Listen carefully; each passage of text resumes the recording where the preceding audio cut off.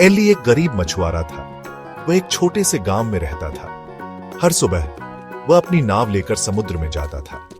वह दिन भर मछलियां पकड़ता था। मछलियां ही उसका और उसके परिवार का गुजारा थी। कुछ दिनों से समुद्र में मछलियां कम होने लगी थीं। एली को बहुत चिंता होती थी। वह क्या करता? मछलियां नहीं मिली तो उसका परिवार कैसे चलेगा? एक दिन एली उदास होकर समुद्र किनारे बैठा था। तभी उसकी नजर रेत में एक चमकती हुई चीज पर पड़ी। वह पास गया और उसे उठाया। यह एक छोटा सा बक्सा था। यह बक्सा सोने का बना हुआ था। एली ने बक्सा खोला। उसके अंदर एक सुनहरी चाबी रखी हुई थी।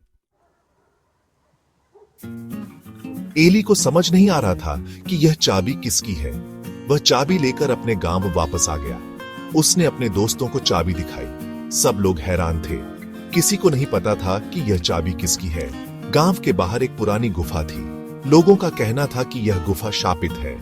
किसी ने भी कभी इस गुफा में जाने की हिम्मत नहीं की थी। एली को लगा कि शायद यह चाबी उस गुफा की है। अगले दिन एली अपने कुछ दोस्तों के साथ उस गुफा में गया। उसने डरते डरते चाबी गुफा के ताले में लगाई। ताला खुल गया। एली और उसके दोस्त गुफा के अंदर चले गए। अंदर बहुत अंधेरा था। उन्होंने अपनी मशालें जलाई। जैसे ही रोशनी हुई, सब लोग दंग रह गए। गुफा के अंदर सोने के सिक्के, हीरे जवाहरात और कीमती चीजें भरी पड़ी थीं। यह देखकर एली बहुत खुश हुआ।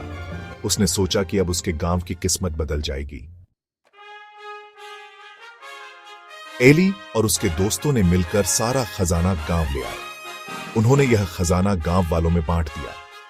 गांव वाले बहुत खुश हुए। उन्होंने इस पैसे से अपने घर बनवाए, स्कूल खोले और अपने जीवन को बेहतर बनाया।